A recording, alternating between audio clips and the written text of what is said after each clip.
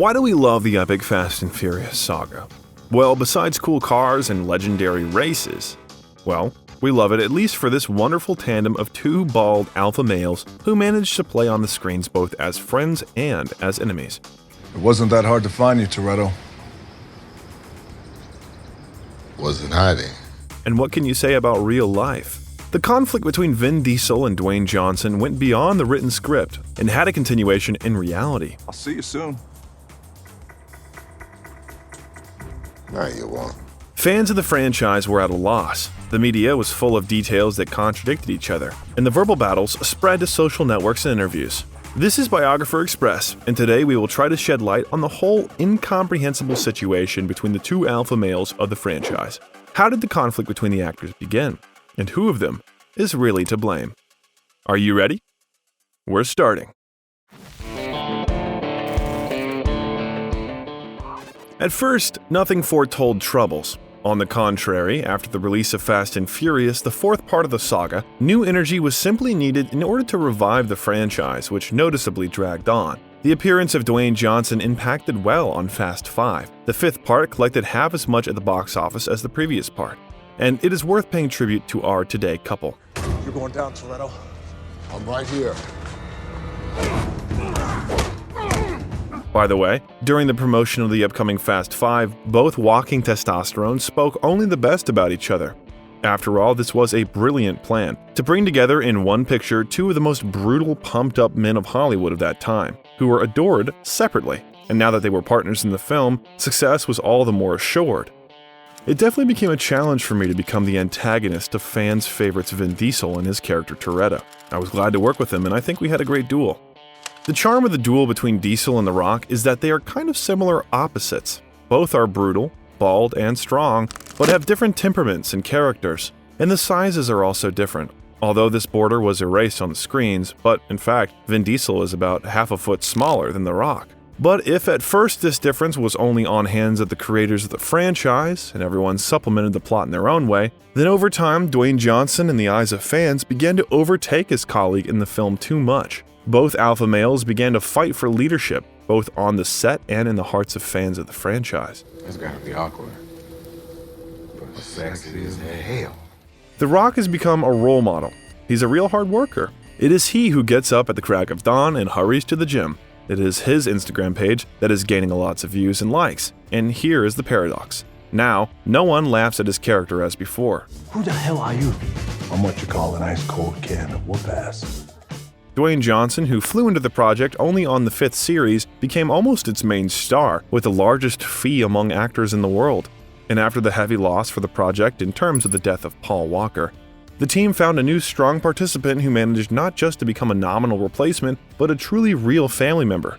Johnson's leading position naturally hurt Diesel's ego. Maybe two alphas with leadership ambitions will be able to get along together, but they will definitely dislike each other. This is a fact. I'll see you soon, Toretto. Looking forward to a cop.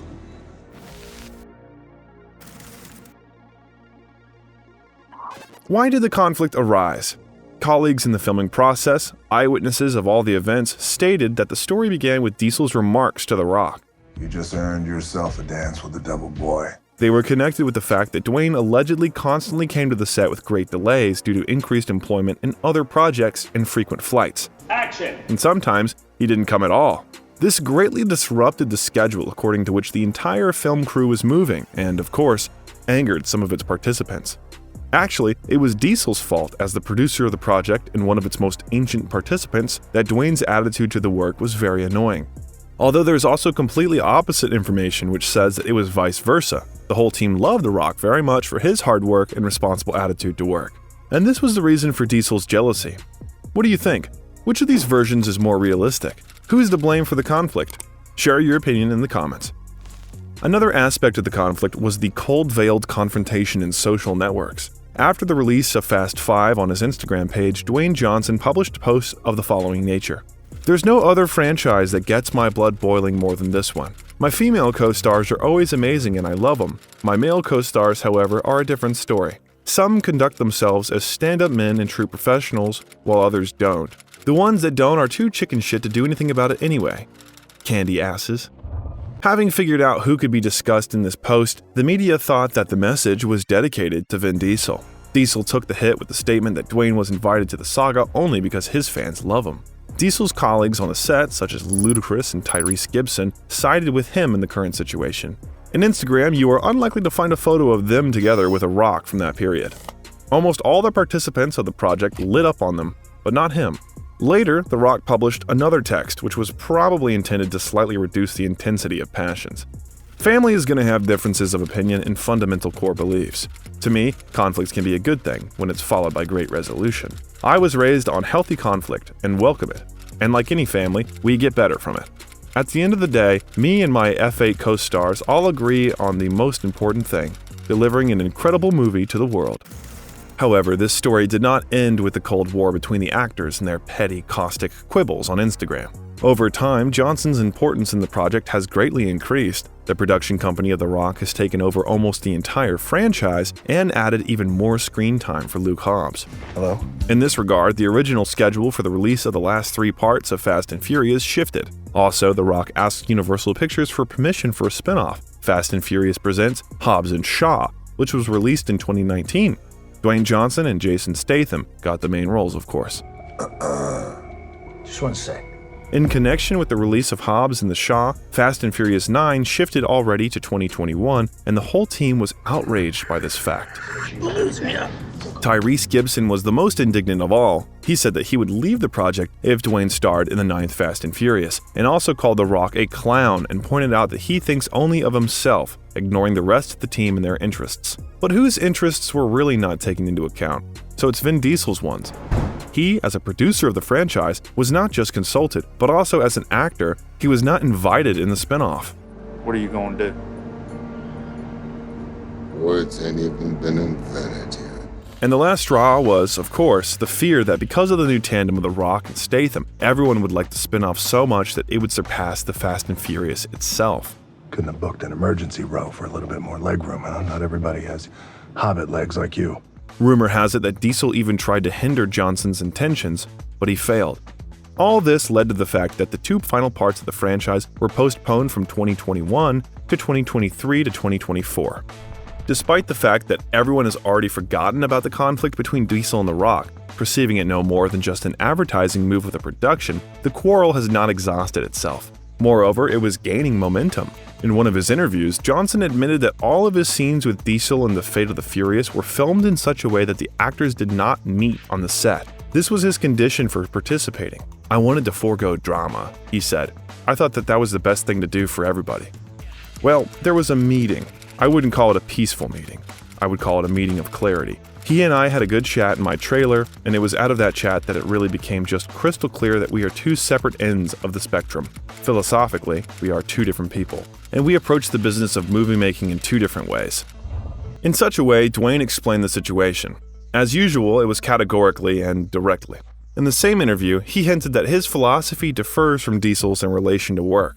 Unlike his opponent, he takes his work seriously and treats the team as equals. And I think it's always been important to me to always be straight up and look somebody in the eye. And if you say you're going to do something, do it, he explained. Diesel, on the contrary, chooses his words, trying to keep their dirty laundry at home. The actor claims that his position in the conflict is only a way to protect the franchise, even together with The Rock. Vin blamed their differences on the fact that they are 2 alpha males, describing Johnson as Hollywood's second multicultural megastar, whom he's proud to see following in his footsteps. "Being an alpha is not easy at all, and we have 2 here at once," he joked. All right, O'Connor. Let's see what you got. According to Diesel, the media made a big fuss about a small disagreement, although in reality they both appreciate each other. Dwayne has only got one Vin in his life. Dwayne Johnson only has one big brother in this film world, and that's me, he claims. Johnson later replied, "I have one older brother, and that's my stepbrother, and that's it." This, of course, is not the end of the story. But before continuing, we suggest you click on the subscription button and the bell, so as not to miss the release of new videos about your favorite celebrities. On our channel, you will find interesting facts about the underside of Hollywood, inspiring success stories, and much more. Subscribe, and we're moving on. After intense filming in The Fate of the Furious, The Rock announced his intention to leave the project. At the same time, the actor promised that he would continue to support the cast of the franchise and believe in its success. But Diesel did not let up. On November 7, 2021, he published a touching and slightly manipulative post about waiting for Dwayne to return to the project and wants him to star in the 10th part of Fast and Furious. "My little brother Dwayne, the time has come. The world awaits the finale of Fast 10. This was the beginning of the call to return to the team, but Johnson did not appreciate the revelation. In an interview with The Hollywood Reporter, Johnson said, "I laughed, and I laughed hard. I think everyone had a laugh at that, and I'll leave it at that. And that I've wished them well. I wish them well on Fast 9, and I wish them the best of luck on Fast 10 and Fast 11, and the rest of the Fast and Furious movies they do that will be without me." It is unknown whether The Rock will change its decision. Perhaps over time he will decide to bury the hatchet and to appear in the final part of the franchise to the delight of the audience. But judging by his comments, there is almost no hope. Let's move away from all these showdowns and speculate a little. We all understand that a franchise needs The Rock more than The Rock needs a franchise. His filmography of recent years includes starring roles in 2 sequels of the popular science fiction film Jumanji, in the disaster film Rampage, as well as the action films Skyscraper, Black Adam, and Red Notice. Dwayne Johnson's torso lit up on all screens and offers keep coming in. In general, even if there is no Fast and Furious in Dwayne Johnson's life, he won't lose a lot. But things are different with Diesel. If there's a huge demand for Dwayne in recent years, then Vin Diesel, in order to keep himself in good shape and remain a star of the screen, really needs Fast and Furious. Judge for yourself. There is not a single hit among Diesel's recent films where the actor would have the main role. Vin's dependence on the racing franchise is increasingly being traced. There was the voice of Groot in Guardians of the Galaxy,